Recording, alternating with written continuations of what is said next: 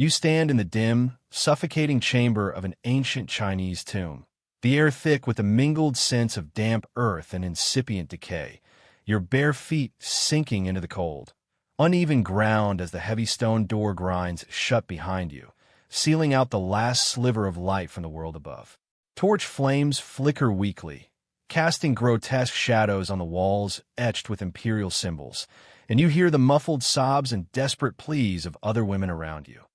Concubines like yourself, once adorned in silks and jewels, now stripped to simple shrouds, their bodies trembling in the chill that seeps from the eternal darkness ahead. The emperor's lifeless form lies enthroned in the center, surrounded by treasures that mock your impending doom. And as the oxygen begins to thin, a wave of terror surges through you. This is no honorable burial, but a living entombment, your screams destined to echo unheard as you claw at unyielding stone, your lungs burning with the sharp, metallic taste of final desperation, revealing the horrific truth that your devotion to the Son of Heaven condemns you to rot alive in his shadow for eternity. Shifting from that visceral immersion into the authoritative lens of history, we uncover the taboo realities of imperial China's treatment of concubines after an emperor's death, where public facades of divine harmony concealed grotesque rituals of sacrifice and confinement that warped the lives of countless women, their bodies and psyches twisted by the demands of power and the afterlife. These women, selected for their beauty and fertility to bolster dynastic legacies, often face fates far more brutal than the sanitized narratives of textbooks suggest, with archaeological evidence and contemporary accounts exposing layers of suffering that escalated from ritual murder to psychological imprisonment, each dynasty adding its own veneer of horror to the tradition. Before diving into these forgotten stories of survival and suffering, if you enjoy learning about the hidden truths of history, consider hitting that like button and subscribing for more content like this. And please comment below to let me know where you're listening from. I find it incredible that we're exploring these ancient stories together from different parts of the world, connected across time and space by our shared curiosity about the past. With that communal bridge established, let us plunge into the systematic revelations, beginning with the earliest dynasties where the practice of xuanzang, human accompaniment in death, emerged as a grotesque assertion of eternal loyalty, promising a cascade of shocking details that subvert our understanding of imperial grandeur. In the Shang dynasty, dating back over 3 millennia, the ritual of rinchuan transformed burial into a theater of mass slaughter, where concubines and servants were not merely interred, but often killed in ritualistic fashion to serve their deceased lords in the afterlife, their bodies positioned in grotesque tableaus amid treasures that belied the violence. Archaeological excavations at Yinshu, the ancient capital, have unearthed pits filled with decapitated skeletons and dismembered remains, evidence of sacrifices that included young women whose throats were slit or who were buried alive, their final agonies preserved in the contorted postures of their bones, as if frozen in eternal screams against the putrid earth pressing upon them. One particularly harrowing example comes from the tomb of Lady Fu Hao, a consort of King Wu Ding renowned for her military prowess, where 16 human skeletons, likely attendants and lower concubines, lay scattered among jade artifacts and bronze vessels, their skulls showing signs of blunt trauma or strangulation. The air once thick with the coppery stench of spilled blood mingling with incense, meant to appease ancestral spirits. Contemporary oracle bone inscriptions, etched with divinations seeking approval for such killings, reveal how these women were selected based on astrological omens or the king's whims, their lives extinguished in ceremonies that involved drowning in vats of wine or being hacked apart with ritual axes. The psychological terror amplified by the knowledge that refusal meant not only death, but the desecration of their family's honor. This practice, justified by beliefs in an afterlife mirroring earthly hierarchies, extended beyond mere utility to symbolize the absolute dominion of the ruler, where even death could not sever the chains of servitude, leading to mass graves with the festering remains of dozens intertwined in a macabre embrace of enforced eternity. As the Zhou dynasty supplanted the Shang around 1046 BCE, the unease with such barbarity began to simmer. Yet Xuanzang persisted in mutated forms, with historical texts like the Zhuozhuan chronicling events that exposed the moral rot beneath imperial piety, such as the burial of Duke Mu of Qing in 621 BCE, where 177 individuals, including favored concubines, were compelled to join him in death through forced suicide or live entombment. Accounts describe these women, adorned in their finest silks now stained with tears and vomit from ingested poisons, being led into vast underground chambers where the walls dripped with condensation like the sweat of impending doom, their wails echoing as earth was shoveled over them, suffocating breaths laced with the acrid scent of fear sweat and extinguished lamps. One observer's record, preserved in fragmented bamboo slips, notes the grotesquely twisted limbs, unearthed later, suggesting struggles against bonds or the frantic clawing at sealed entrances, a psychological deterioration manifesting in hallucinations of ancestral ghosts beckoning them deeper into the abyss. Despite growing condemnation from Confucian scholars who decried it as incompatible with humane governance, the practice lingered among nobility, with some concubines volunteering in delusional displays of loyalty, their minds fractured by years of court intrigue and isolation, only to regret in the final moments as the darkness closed in, their bodies convulsing in the throes of asphyxiation amid the metallic tang of blood from bitten tongues. The unification under Qin Shi Huang in 221 BCE marked a paradoxical shift, where the first emperor's quest for immortality through mercury elixirs ironically led to his demise at 49, unleashing a wave of posthumous horrors upon his harem that revealed the fragility of imperial facades. Historical annals by Sima Qian and the records of the grand historian detail how his son, Qin heir Shi, ordered the childless concubines, numbering in the dozens, to be interred alive in the vast mausoleum complex, their screams muffled by the labyrinthine tunnels as they were herded into side chambers filled with the sharp, chemical odor of preservatives and decaying offerings. Excavations near the Terracotta Army have hinted at these atrocities, with skeletal remains showing signs of starvation or poisoning, bodies huddled in fetal positions as if seeking solace from the encroaching void, the air once heavy with the putrid exhalations of terror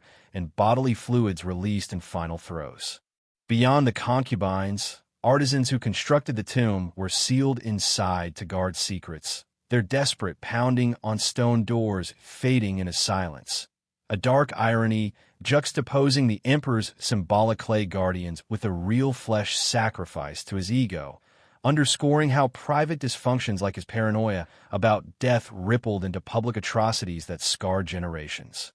Transitioning into the Han dynasty from 206 BCE, a veneer of reform masked ongoing torments, as emperors like Gaozu ostensibly rejected extreme Xuanzang. Yet concubines faced lifelong confinement that eroded their psyches like slow poison, their bodies wasting in isolated palace wings amid the constant whisper of surveillance. The Book of Han recounts how women without heirs were relegated to tomb guardianship, performing rituals in desolate mausoleums where the wind howled through cracks like the ghosts of sacrificed predecessors, their days filled with monotonous offerings that masked deepening despair, leading to suicides documented as voluntary departures, but rooted in the festering isolation that bred hallucinations of imperial summons never to come. One poignant case involved Empress Lu, whose jealousy extended beyond death, ordering rivals like concubine Qi to be mutilated,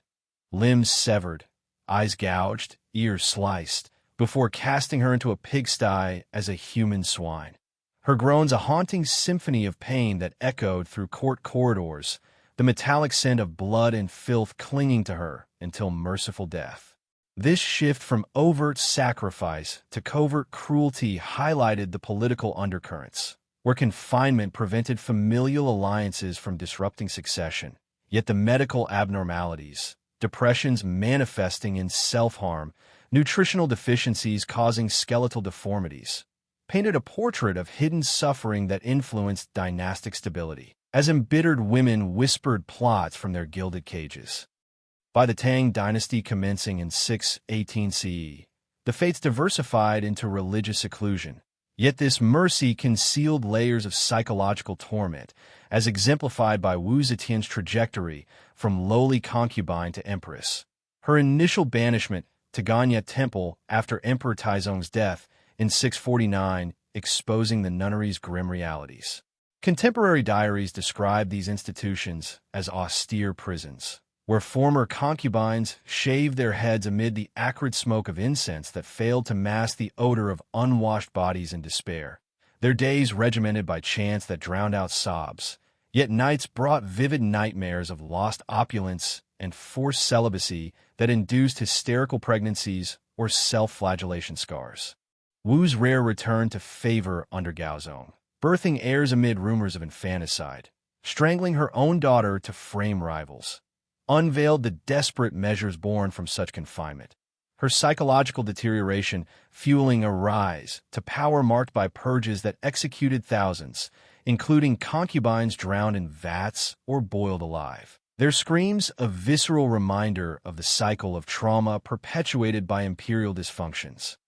The Shang dynasty from 960 CE intensified Neo-Confucian ideals of chastity, transforming confinement into a moral imperative that cloaked the grotesque in virtue, with widows isolated in palace annexes where the air grew stale with the scent of decaying flowers, symbolizing their withered lives. Historical compendia note cases of low-ranking concubines, denied even nunnery escape, succumbing to melancholy-induced wasting diseases, their bodies shriveling like forgotten fruits amid lists of increasingly disturbing symptoms. Hair loss from stress, ulcerated skin from neglected hygiene, and delusional conversations with absent emperors. Political upheavals occasionally freed some, but most endured their attempts at concealment, smuggling letters or poisons, failing amid eunuch spies, leading to executions by Ling Qi, the death by 1,000 cuts, where flesh was sliced away in public spectacles, the coppery spray of blood drawing crowds that masked the private horrors of harem rivalries. Under Mongol Yuan rule from 1271, nomadic customs clashed with Han traditions, introducing levirate marriages that spared some concubine sacrifice but imposed new indignities, as widows were passed to successors amid rituals laced with the sharp tang of fermented mare's milk and forced intimacies that blurred consent. Yet, archaeological hints from imperial tombs suggest persistent Xuanzang variants, with skeletal evidence of strangled women buried in contorted poses, their psychological isolation exacerbated by cultural alienation, fostering paranoia that manifested in court intrigues culminating in mass poisonings documented as mysterious illnesses. The Ming dynasty's revival of Xuanzang under Han Wu in 1398 marked a regressive horror, with dozens of concubines ordered to death upon his passing. Their bodies hang from silk cords in palace halls reeking of incense and fear, necks snapping with audible cracks that echoed like thunderclaps of divine judgment. Emperor Yongl's 1424 burial escalated this, compelling 16 women, including the beloved Gong Xianxian, to self-strangle despite her pleas recorded in tear-stained memorials. Her final gasps amid the grotesque swelling of asphyxiated faces and the involuntary release of bodily wastes, a dark irony against her public image of grace. Autopsies, though forbidden, whispered of internal hemorrhages and fractured hyoids, the medical abnormalities influencing political backlash that led Zhong's 1464 ban, shifting to confinement where paranoia festered, as seen in Jiajing's era with strangled plotters, their deaths a festering wound on dynastic legacy. In the Qing dynasty from 1644, lifelong isolation in the Forbidden City's remote halls became institutionalized torment, with lower concubines like Consort Jing enduring decades in the North Five halls, their world shrinking to echoing corridors thick with the musty odor of forgotten silks and chronic loneliness that bred catatonic states. High-ranking dowagers wielded influence, yet even they suffered, as with Cixi's manipulations born from suppressed grief, her orders for drownings in wells, victims' lungs filling with fetid water amid thrashing limbs, revealing the collateral damage on families and subjects. The political ripple affecting reforms that echoed into modernity.